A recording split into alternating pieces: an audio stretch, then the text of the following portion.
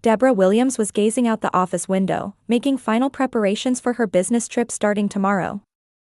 Boston's autumn twilight came early, and the setting sun between the skyscrapers cast long shadows across her desk. For the past 7 years since her divorce, Deborah had succeeded as a marketing director at a major pharmaceutical company while raising her daughter Emma alone. "Deborah, I've finished the final version of tomorrow's presentation materials," her assistant Jennifer said, handing her the documents. Deborah gave a grateful smile as she looked them over. "Thank you, Jennifer. It's perfect." She closed the file and glanced at her watch. "Is it 6:30 already? I need to pick up Emma." Deborah hurriedly grabbed her bag and slipped on her coat. Her mind was constantly filled with work deadlines and her daughter's school event schedules, but no matter how busy she was, she had always avoided sacrificing time with her daughter.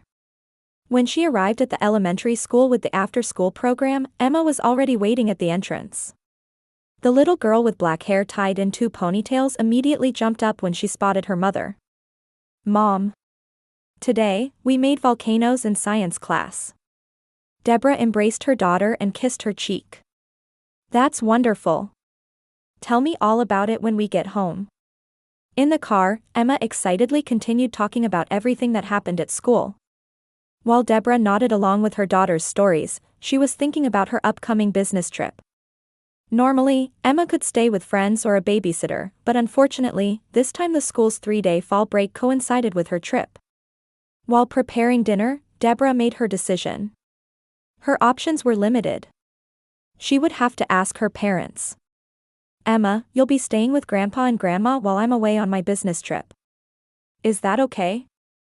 Emma, who was eating pasta at the dinner table, paused her fork and looked up at her mother. She liked Grandpa Harold. He was kind and always told interesting stories. But Grandma Judith was a bit scary. At Grandma's house? Emma's voice was tinged with anxiety. Deborah understood her daughter's feelings. Her own relationship with her mother was complicated.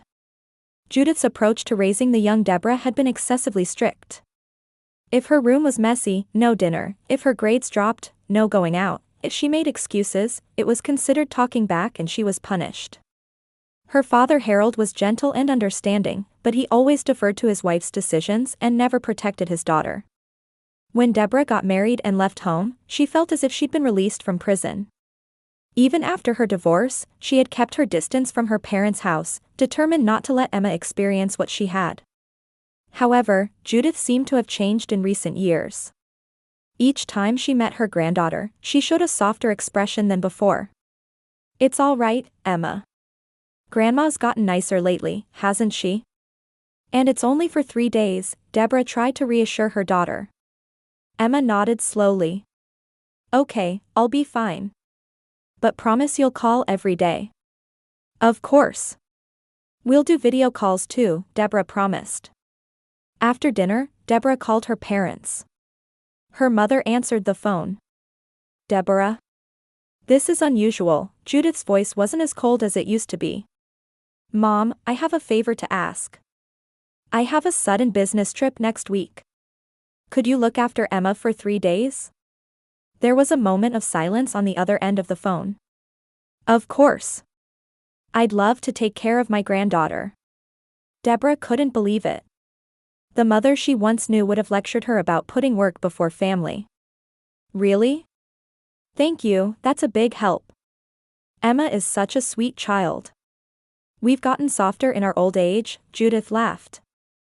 "Besides, time with grandchildren is special."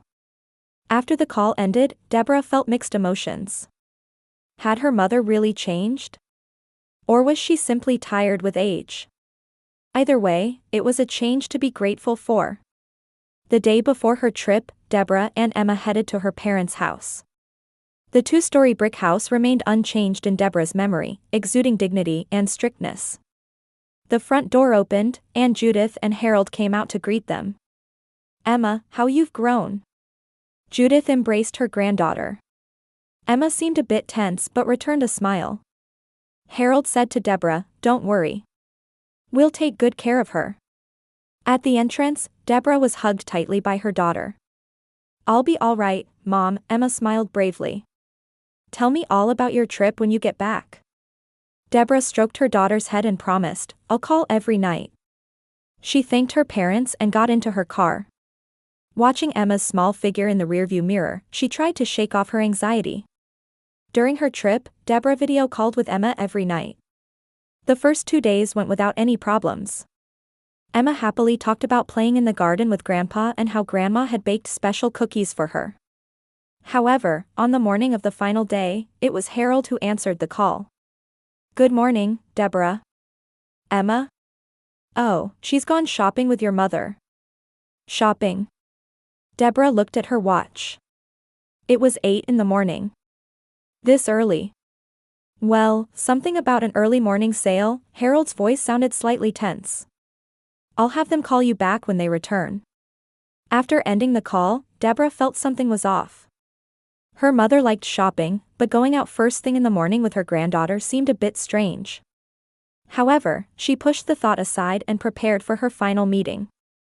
Fortunately, all her business negotiations finished earlier than scheduled, and she was able to return home several hours ahead of plan. Deborah drove directly from the airport to her parents' house. Normally she would have gone straight home to recover from the trip, but her desire to see her daughter won out. On the way, she called Harold's cell phone several times to speak with Emma, but there was no answer. They must be out, she told herself, though something nagged at the back of her mind. When Deborah arrived at her parents' house, she unlocked the front door and went inside. The sound of a television came from the living room. I'm back. Emma, she called out as she entered the living room. There sat her mother Judith alone on the sofa, watching TV. Oh, Deborah. You're back already? I thought you were coming tomorrow evening. Judith turned down the volume with the remote and looked up at Deborah. Her expression showed mild surprise, but there was something unnatural about it. The meetings ended early. Where's Emma? Emma. Judith tilted her head and laughed lightly. She must be playing somewhere, I suppose. Deborah frowned. Where's Dad? He went shopping. He should be back soon. Deborah left the living room and began searching the house. The guest room where Emma had been sleeping, the backyard, the kitchen, but her daughter was nowhere to be found. When she returned to the living room, her heart was pounding with anxiety. Mom, where is Emma? Tell me the truth. Judith slowly turned off the television and turned to face Deborah. The smile from earlier was gone, replaced by something cold in her face. That child has been crying non-stop. I want mommy, I want mommy. So annoying. Deborah felt the blood drain from her face. What are you saying? Where is Emma? Judith stood up and began pouring tea. Her movements were calm, but there was something unsettling in her tone of voice. You were the same as a child. Noisy, disobedient. Mom. Deborah's voice trembled. Tell me where Emma is, right now. Judith held her cup and took a slow sip. Her eyes were on Deborah, but she seemed to be looking into the distance. That child needed discipline. Because you didn't raise her properly. Deborah confronted her mother. What do you mean? What did you do? I didn't do anything. Just. Judith's lips formed a thin smile. She was so noisy, I locked her in the basement. All the blood drained from Deborah's body. Memories from her childhood flooded back. The dark, damp basement. The terrifying hours locked inside whenever Judith decided she had done something wrong. Deborah had suppressed these memories for years, but now they all came rushing back vividly. You put Emma in the basement? Deborah's voice was shaking. Since when? Since yesterday afternoon, I think, Judith shrugged. I was planning to let her out before you got back, but you came home early. For a moment, Deborah couldn't believe this was really happening. Her own mother had locked her daughter in the basement? For over 24 hours? Have you lost your mind? Deborah cried. Emma is only 7 years old. Why would you? Before finishing her sentence, Deborah turned on her heel and ran toward the basement stairs. She could hear her mother's laughter behind her, but it didn't register. When she stood before the old wooden door leading to the basement, Deborah's feet froze. From under the door, a red liquid was slowly seeping out. "Emma," she shouted, but there was no answer. Though her entire body was trembling with fear, Deborah placed her shaking hand on the doorknob. She didn't want to imagine it, but the worst scenario crossed her mind. What that red liquid might be was too terrifying to consider. "Emma, are you okay?" "It's Mom." She turned the doorknob, but it was locked. Deborah began desperately pounding on the door. "Emma. Answer me." A weak voice was heard. "Mom." Hearing that small voice, a glimmer of hope lit up in Deborah's chest. "Emma. Stay away from the door. Mom's going to open it." Deborah looked around and found an old emergency key hanging on the hallway wall. With trembling hands, she took the key and inserted it into the lock. With a click, the lock opened, and Deborah pushed the door. From the dark basement came the damp air along with a strong smell of red wine. In the dim light, Deborah saw a fallen wine rack and broken bottles scattered on the floor. And there, sitting huddled among them, was Emma. Her daughter, wearing clothes soaked with red wine, was trembling from cold and fear. Deborah cried out as she rushed to her daughter and held her tightly. "Emma. Are you okay? Are you hurt?" Emma clung to her mother's chest and began to cry. "Mom. I was scared, it was so dark." Deborah took out her cell phone from her pocket and immediately called the police. "I need help. My mother locked my daughter in the basement and abused her." Her voice trembled with anger and fear. While explaining the situation to the police, Deborah picked up Emma and carried her out of the basement. Her daughter's body was cold, and her clothes were wet with red wine, but fortunately, there didn't seem to be any serious injuries. However, Emma's face was still marked with fear. "Grandma got angry," Emma said through tears. "I didn't do anything wrong." "It's okay, now," Deborah said, stroking her daughter's hair. "Mom's here. I won't let anything like this happen to you ever again." Deborah carried her daughter as she hurried out of the basement. Fortunately, Emma had no noticeable external injuries, but she was trembling from the cold and fear. "Let's go to the car," Deborah said quietly. "I have a warm blanket there." She placed Emma in the back seat of the car and took out a blanket from the trunk to wrap around her daughter. "Stay here. Mom will be right back, until the police arrive." Emma grabbed her mother's sleeve with trembling lips. "Don't go. It's all right, I'll be right back." "I promise," Deborah kissed her daughter's cold cheek. "Lock the doors. Don't open them for anyone. When you hear the police sirens, wait until I knock on the window." Emma, looking anxious, slowly nodded. Deborah closed the car door, made sure Emma locked it from inside, and then returned to the house. In the living room, Judith was sitting quietly. Her expression no longer held the eerie smile from before, only a cold indifference remained. "You called the police?" Judith's voice was surprisingly calm. "Isn't that a bit dramatic?" Deborah felt her body shaking with anger. "You locked my daughter in the basement. For over 24 hours.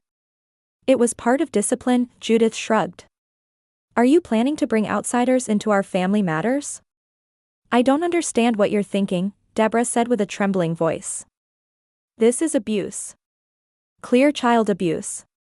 Judith stood up and approached Deborah. In her eyes was the cruel light that Deborah had feared since childhood. "That child should have been more mine than yours." Those words made Deborah shudder. "What are you talking about?" Before she could answer, Judith's eyes turned toward the window. The sound of police sirens was approaching. "You don't understand what you've done," Judith said in a low voice. "We're family." A few minutes later, 2 police officers were at the front door. Deborah explained the situation and told them Emma was waiting in the car.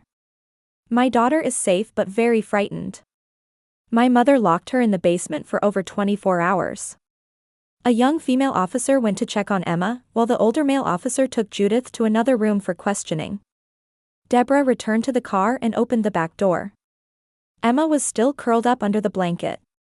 The police are talking with Grandma. Deborah sat beside her daughter and gently put an arm around her. Can you tell me what happened? Emma remained silent for a while but eventually began speaking in a small voice. Grandma was nice the first day. But yesterday, when I cried because I wanted to see you, she got really angry. Emma's eyes filled with tears. She said, "Noisy children must be punished," and took me to the basement. Deborah felt her chest tighten. Those were the same words she had heard many times as a child. She closed the door and locked it. It was so dark. I was so scared, Emma continued, trembling. I knocked on the door many times, but no one came. Then I fell and heard something break. Deborah gently stroked her daughter's hair as she listened. Emma's tearful account fueled her anger even more. Did I do something bad? Emma's question nearly broke Deborah's heart. No, absolutely not, Deborah said firmly. You did nothing wrong. Grandma is unwell. Nearby, the female police officer approached, taking notes as she walked toward them. Young lady, I think it would be good for you to see a doctor, as your mother suggested. You don't seem to have any serious injuries, but just to be safe. Deborah nodded. Thank you. I'll take her to the hospital right away. Just then, another car hurriedly parked in front of the house. Harold jumped out, looking pale with fear and distress. Deborah. Emma. Harold rushed over to them. What happened? I got a call from the police. Deborah looked at her father with cold eyes. Did you know, Dad?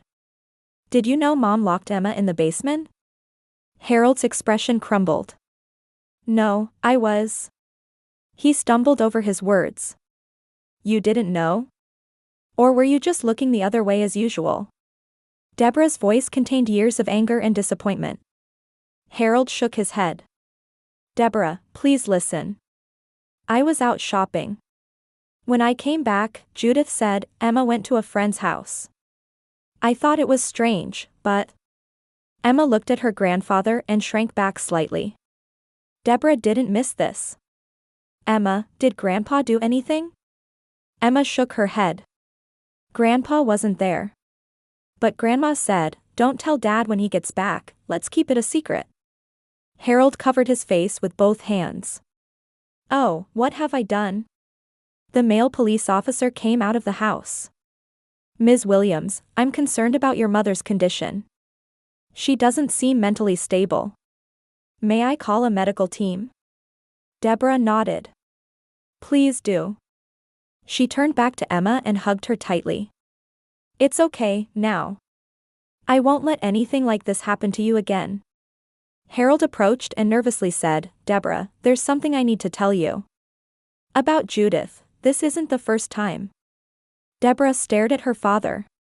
Deep regret showed in his eyes. What do you mean? About Judith's condition, Harold's voice was heavy. We should talk with the police. There are many things you don't know. Holding her daughter, Deborah prepared herself to face the truth that was about to be revealed. The hospital waiting room was wrapped in silence. Deborah leaned against the wall with her eyes closed, exhausted as she waited for Emma's examination to finish. Emma had slight dehydration and some scrapes, but fortunately no serious injuries. She was now talking with the female police officer in another room. Harold appeared with 2 cups of coffee. He offered one to Deborah and sat down beside her. His face showed fatigue and deep regret. Thank you, Deborah accepted the coffee silently. After a moment of silence, Harold sighed. Do we have time to talk now? Deborah looked at her father. Inside her swirled anger, confusion, and above all, questions. Yes, Emma's exam will take a while longer.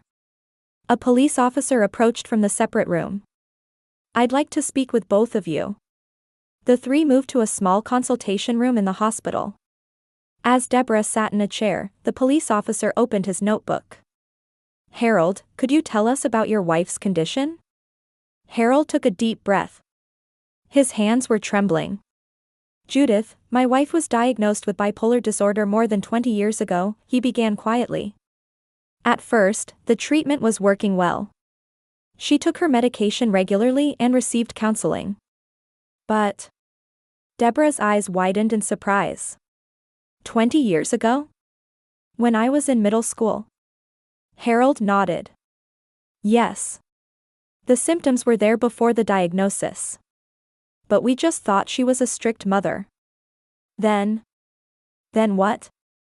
Anger seeped into Deborah's voice. Judith would sometimes take extreme actions. Harold lowered his eyes. Especially toward you. The police officer quietly intervened. Deborah, has your mother done things like this in the past? Deborah desperately searched her childhood memories. Something was beginning to surface at the edge of her consciousness. The basement, darkness, fear. I don't remember, she said in a low voice. But now, I'm starting to recall something. Harold's voice trembled. Judith would lock you in the basement many times, claiming it was discipline. The longest was 2 days. The blood drained from Deborah's face. What? That's... Suddenly, a flood of memories overwhelmed her. The terrifying hours in the dark basement. The despair of crying out with no one coming. The mixed feelings of relief and fear when she heard the door open. And Judith's cold voice asking, "Have you learned to be a good girl? Is that why I have claustrophobia?" Deborah asked with a trembling voice. Harold nodded sadly. I'm sorry, Deborah. I should have protected you sooner. Why didn't anyone tell me? Tears of anger welled in Deborah's eyes. Why wasn't I informed about something so important? Because Judith seemed to get better, Harold explained. The treatment was working, and there hadn't been any problems for years. Besides, you left home right after college and didn't keep much contact after that. Deborah bit her lip. Indeed, she had consciously distanced herself from her parents.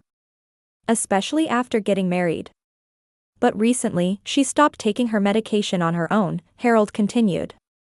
I should have noticed. Her behavior started changing.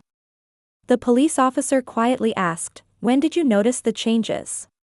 About 2 months ago, Harold answered. Her mood swings became more severe, and sometimes she seemed confused. But when I pointed it out, she got angry and insisted, I'm perfectly normal. And you agreed to take care of your granddaughter? The police officer's voice held no accusation, but Harold shrunk with guilt. She was so happy about it. Said she wanted to spend time with her granddaughter. I wanted to believe her. Deborah stood up and moved to the window. Her heart was filled with anger and sadness. What will happen to Judith now? She quietly asked. She's undergoing a psychiatric evaluation, the police officer answered. Depending on the results, involuntary hospitalization might be necessary. We're also considering applying for a restraining order to protect your daughter. Deborah gazed out the hospital window. In the autumn twilight, the streetlights were gradually coming on. Dad, she said without turning around. Why didn't you tell me anything? All these years. Harold sighed. I was ashamed. I couldn't forgive my own weakness, for not being able to stop Judith. Seeing you leave home and build your own life, I thought I shouldn't dig up the past. Deborah shook her head. But now, that past has hurt my daughter. The examination room door opened, and Emma appeared with the female police officer. Deborah hurried to her daughter and embraced her. Are you okay? Emma nodded slightly. Fear still lingered in her eyes, but there was also a sense of relief. The doctor said I was brave, Emma said in a small voice. Deborah lightly kissed her daughter's cheek. That's right. You are a very brave girl. The doctor came in and explained Emma's condition. Physically, there are no major issues, but psychological care is needed. I recommend trauma counseling. Deborah nodded. Thank you. I'll arrange it right away. After the doctor left, Deborah looked at her father. We're going now. We'll stay at a hotel. Harold nodded sadly. I understand. But, can I see you again sometime? Deborah hesitated for a moment. I can't say anything right now. But, for Emma's sake, I hope we can repair our relationship someday.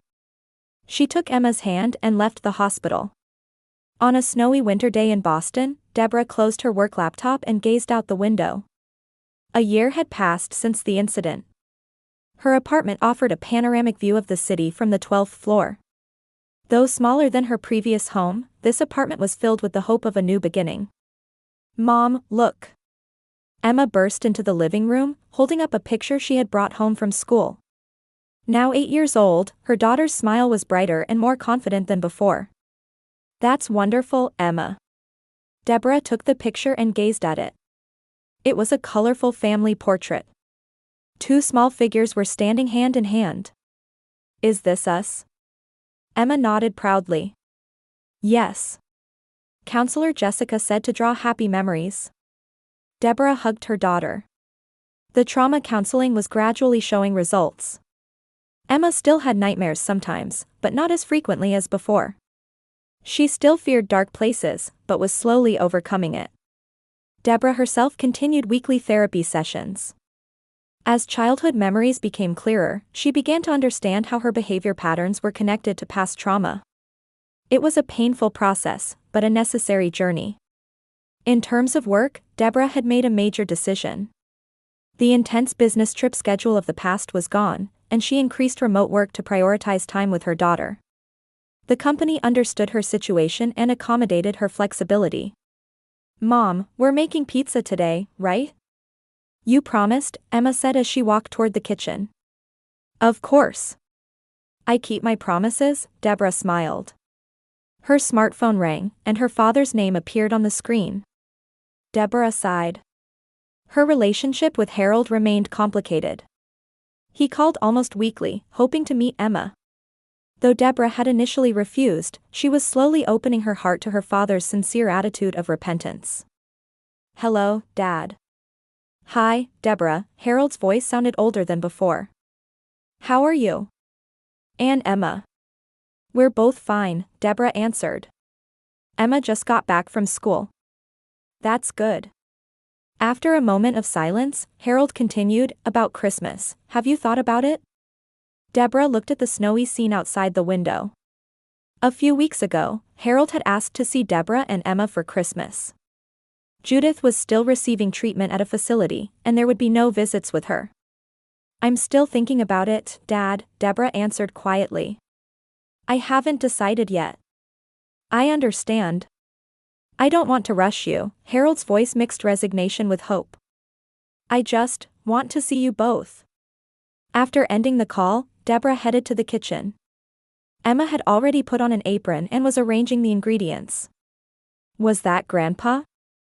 Emma asked. Deborah nodded. "Yes. He wants to see us for Christmas." Emma paused and looked up at her mother. "That would be okay. Isn't Grandpa lonely?" Those words surprised and moved Deborah. The depth of her 8-year-old daughter's compassion warmed her heart. "Really?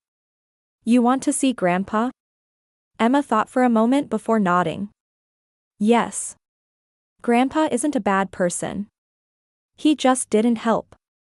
Hearing Emma use the exact words she had learned in counseling last year, Deborah couldn't help but smile. That night, after Emma went to bed, Deborah sat on the living room sofa, lost in thought. She picked up her smartphone and sent a message to her father. "Would you like to come for Christmas Eve dinner? Nothing fancy, but Emma wants to see you too." The moment she pressed send, Deborah felt she had taken a new step forward. Blood ties cannot be changed. But the nature of family is something they could choose for themselves. In that choice, she had to admit, lay the possibility of forgiveness and healing. Outside the window, snow continued to fall quietly. Tomorrow would be a new day. And Deborah believed that even with small steps forward, the future could change.